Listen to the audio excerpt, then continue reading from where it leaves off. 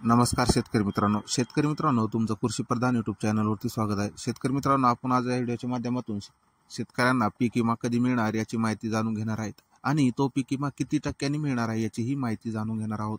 व्हिडिओला सुरुवात करण्यापूर्वी तुम्ही जर आमच्या चॅनलवरती नवीन असाल तर चॅनलला सबस्क्राइब करा, बाजूच्या बेल आयकॉनला दाबायला विसरू नका, जेणेकरून तुमच्यापर्यंत अशीच शेतीविषयी आणि शेतकऱ्याविषयी नवनवीन माहिती येत राहील। तर शेतकरी मित्रांनो, आज आपण या व्हिडिओच्या माध्यमातून पीक विम्याविषयी माहिती जाणून घेणार आहोत। तर शेतकरी मित्रांनो, 1 आणि 2 सप्टेंबर रोजी झालेल्या अतिवृष्टीच्या पावसामुळे शेतकरी हा हातबल झालेला आहे।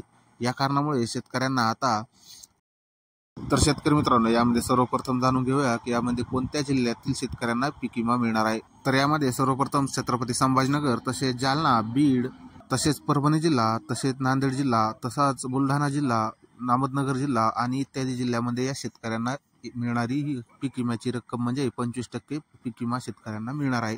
तर शेतकरी मित्रांनो, यासाठी त्यामध्ये कोणते शेतकरी पात्र ठरणार आहेत आपण याची माहिती जाणून घेणार आहोत। तर शेतकरी मित्रांनो, ज्या शेतकऱ्यांना ई पीक पाहणी केली होती आणि त्यांनी पिकाचा पीक विमा भरला होता, तर त्यांच्या 7/12वर तो पीक पेरा असणं गरजेचं आहे आणि आपण आता जाणून घेऊ की शेतकऱ्यांना किती टक्के पीक विमा मिळणार आहे।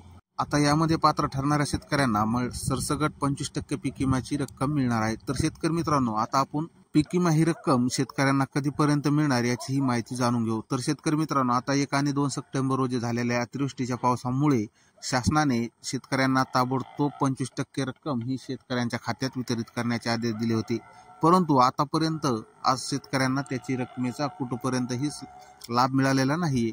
म्हणजे आतापर्यंत पहिला, दुसरा, तिसरा टप्प्यामध्ये त्याची रक्कम वितरित केली जाणार आहे, परंतु आतापर्यंत शेतकऱ्यांना पहिलाही टप्पा मिळाला नाही।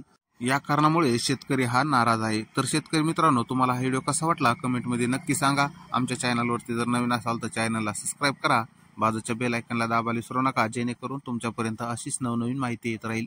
आणि व्हिडिओला लाईक करा, व्हिडिओला शेअर करा, जेणेकरून तो नवीन शेतकऱ्यापर्यंत पोहोचेल। तर शेतकरी मित्रांनो, पुन्हा भेटूया अशाच नवीन एका व्हिडिओमध्ये।